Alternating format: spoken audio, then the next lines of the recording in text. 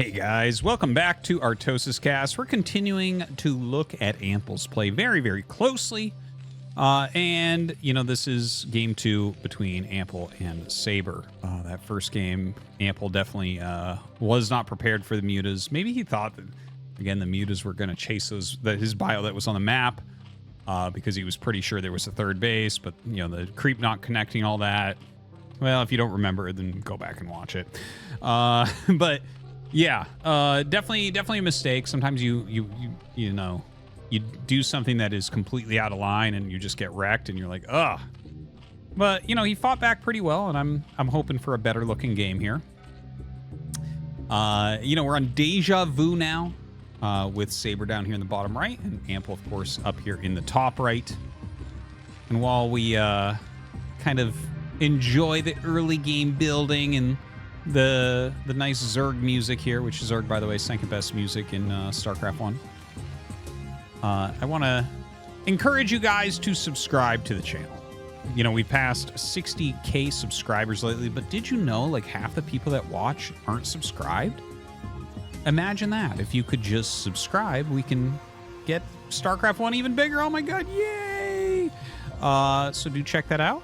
Thank you very much. And thank you to everyone who already has. Really, really appreciate it.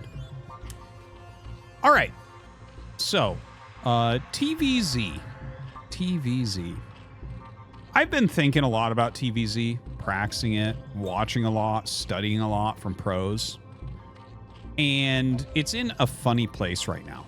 Okay? So, like, for instance, Sulky is unbeatable in the matchup. Like, literally, actually unbeatable. Unless you trick him in some way in the early game and get a bunch of drones, you will not defeat him in this matchup. But that makes me think like, okay, well, how theoretically are you supposed to beat a Zerg? Because sunken busting, while it can happen, is hard to replicate. Zergs will make mistakes, and sometimes you kill them with that.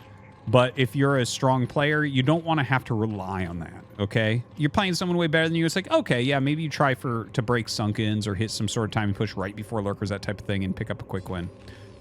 But it's not a great way to play. This is fake, by the way, what you see here. He's just getting him to pull drones. You know, you need a way that's more foolproof than that, okay? So... I honestly think at this point, I'm like against someone that's actually good at playing late game, and let's say you're similar level or something. I think you actually have to run a Zerg dry. I'm pretty sure about that, which means like your win timing is around 23 minutes or so. And like I think if you look at it, it's like, okay, pre-lurker is when Zergs die and after 23 minutes. So if you can deny Zerg for a long time, because it's about 21 minutes for them to run out of their main and natural gas. Right around there. It matters, of course, exactly when they take it and everything, if there's any disruptions. But it's right around that time. And then, you know, as the gas goes dry, you see more and more Zerglings, and suddenly Zerg can't replace the gas units, and Terran wins. Yay. So if you can deny bases long enough, I feel like that's the most... God, this is the most ample thing I've ever seen. That is the most steady, consistent way, even though it's very hard to do, to win in this matchup, I believe. And, like, that's something that's in the back of my mind when I'm watching a TVZ right now. You know, if nothing crazy happens, like, okay, a normal macro game, is there any way to actually try to pull a Zerg apart before then? And it doesn't seem to be the case. You guys can let me know what you think. But I'm pretty sure my opinion here is going to be proven true over time. Okay, hatchery goes down. This is actually, the creep will connect this time. So maybe a little bit of a mistake there. Don't know for sure. And this was a 1-Rax Academy Rush, by the way. 1-Rax Academy Rush will get you range up quicker. And it's very easy on the economy. It's actually against a build like this, it's better than 2-Rax Academy. You have like slightly better economy with it, and you know the range upgrade is going to fare well against the mutas, and you don't need to move out here. You could move out to try to force the Sunkens, but like move outs in general can be a little bit risky because of Zergling counterattacks. Now we just saw on the minimap Saber splitting all these lings like octopus tendrils going to different locations on the mini map, just kind of scouting out absolutely everything. So does a very good job with that. Here are the 2 Sunkens that he's forcing with this little kind of half walkout. We'll see if he actually lets them, yeah, lets that finish and just gets them both. He's saying, screw it, just get it. Let's not be too greedy here. Range on the way. Very, very quick range, as you can see. eBay being made basically last second. Yeah, I do wonder about the eBay timing sometimes. You know, starting at 5 minutes is just like considered basically very accurate as to when you need it against 2 hatch.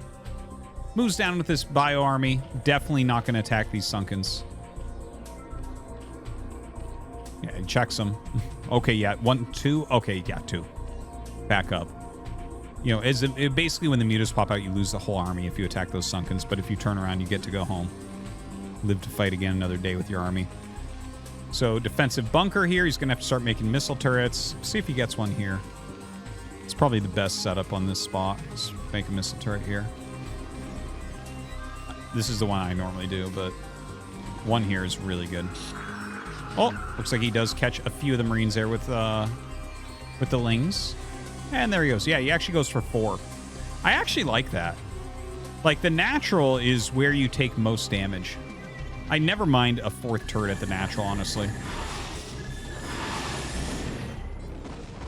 All right, turret's going to force him back.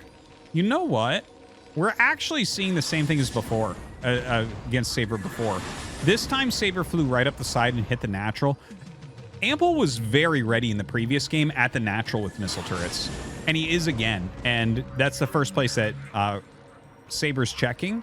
The previous game, Saber went to the Raxes much more quickly.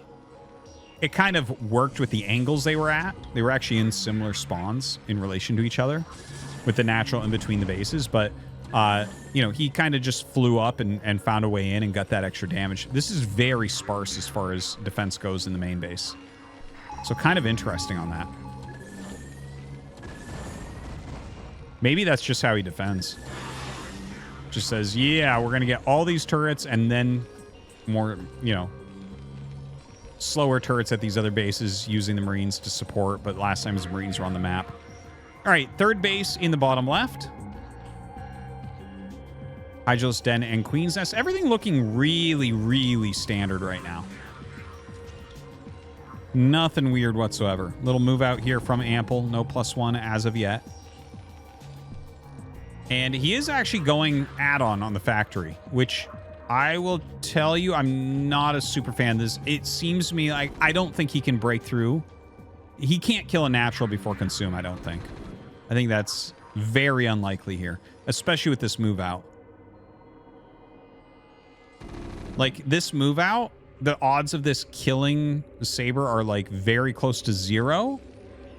But if he loses too many units, the push becomes a little bit more difficult to execute as well. And he didn't need to lose units from this. We see he's losing a lot of units up here. So Saber actually doing a great job removing quite a bit. Saber, yeah, he's turning around with the mutas for a second. Okay, he actually decides he's going to hold this just fine. I think he's right. So, like, this is good damage. Oh, God. So we are going to have the attack in. I don't think that this quite works, though. He's sacrificing a Hydra there. He's sacrificing quite a few Lings trying to hold this off. Hold on. Hold on. Here come the mutas. Yeah, now he's going to lose the whole bio army. It almost looked like it might work for a second there. But not quite.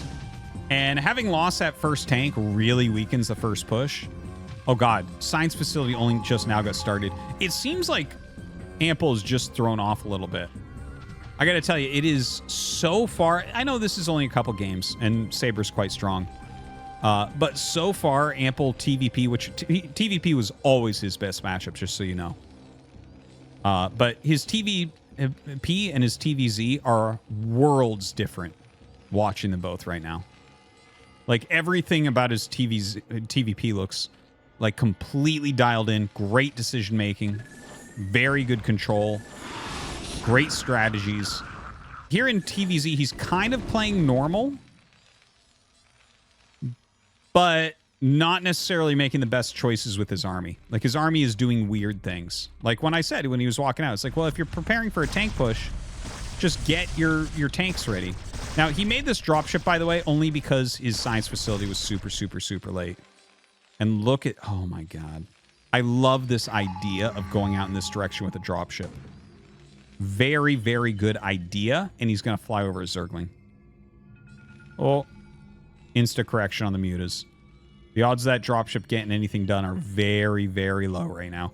Oh, greater spire. That's a really good idea. Okay, and he actually realizes this and unloads here. Okay, so greater spire is very intelligent here.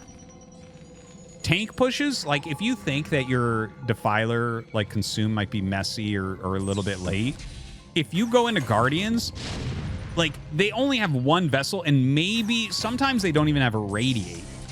So a switch into Guardians is super, super strong there.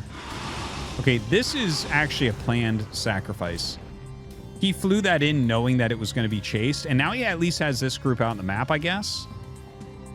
And that's not... Saber probably thinks that dropship had units in it. Oh, man.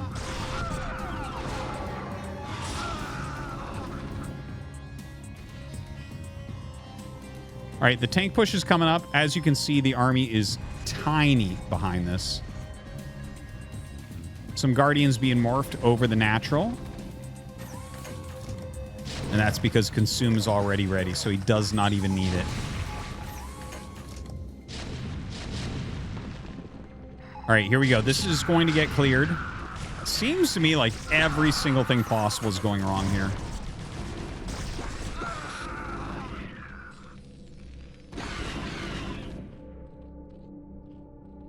All right, tries to re-siege up.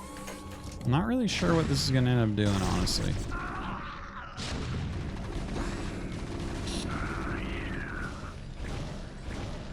Now, there isn't a radiate that's going to be ready. I believe he did get a radiate. Second starport is up. No wraiths or anything like that being made to help get some free kills on the Guardians. So this is incredibly annoying. He is losing a lot of mining time here. In the meantime, Saber continuing to grow, building a little bit more economy, getting more upgrades, Plague on the way, additional macro hatch. Looking very, very good. Good spread here, so irradiates aren't going to be as powerful.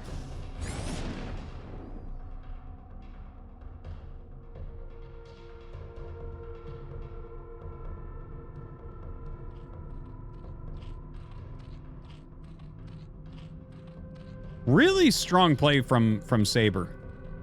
Like, I can't say anything overly negative here about this play.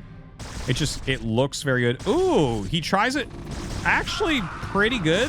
Saber does retarget down there, but the Marine dies that he was retargeting.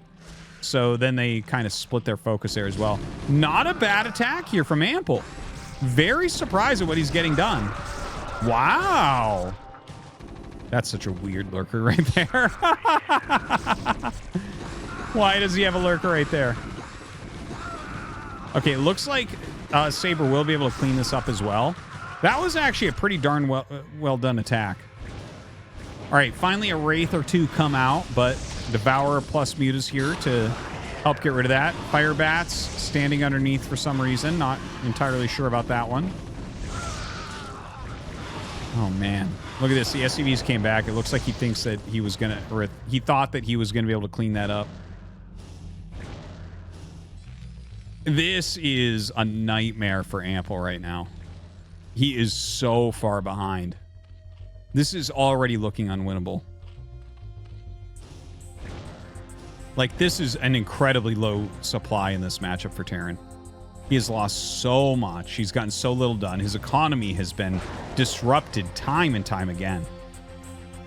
I think the tank push was ill-advised. The move out before the tank push was what actually got him behind. That was definitely a big mistake. All right, he is moving out with quite a few fire bats. He does have 2-1 on him. Sometimes you can make something happen with mass fire bat. That fire bat meta, man. Absolutely love it. One Marine and a bunker here. Hopefully he gets it inside.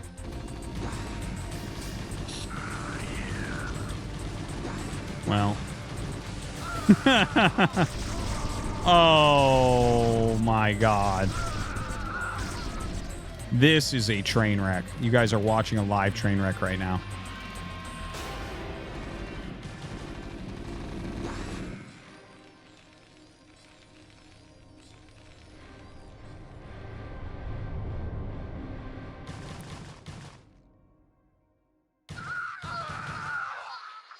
Okay, so Saber is going to clean him up pretty soon. Like, the fact that he's got Darkstorm over here, he had Guardians over here, he's coming out while taking his 4th base. Saber should be able to take this game pretty quickly from here. Like, let's see, does he have Ultra's Cavern? Yeah, there it is. So chitinous plating is on the way. Lots of links, some Ultras coming out. You know, just the plagues he's doing are amazing. Oh, man, he's picking off some of these vessels. Well, I guess only one there. Ooh, almost. So close, so close.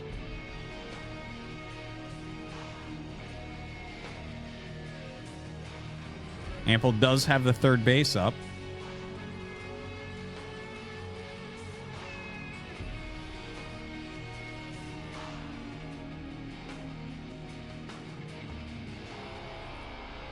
I actually have some very good analysis for what Ample is doing wrong here.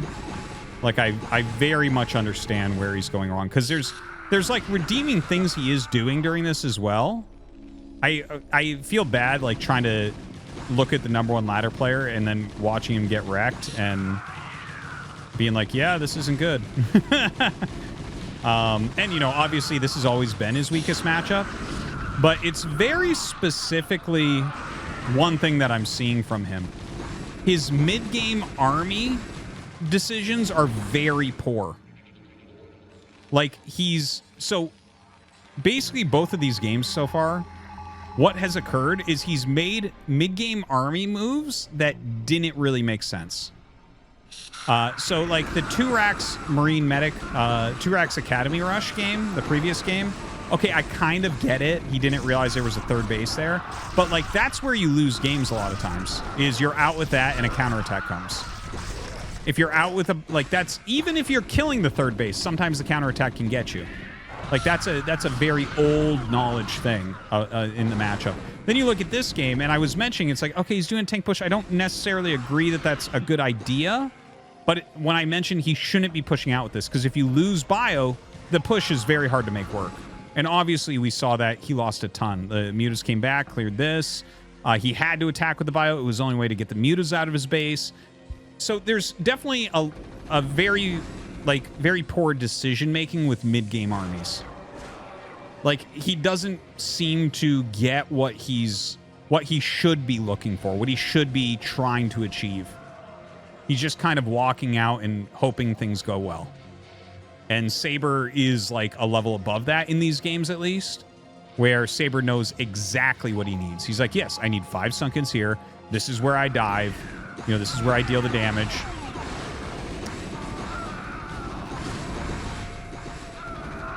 Yeah, this has to be the end, man. He is so dead. There is nothing left.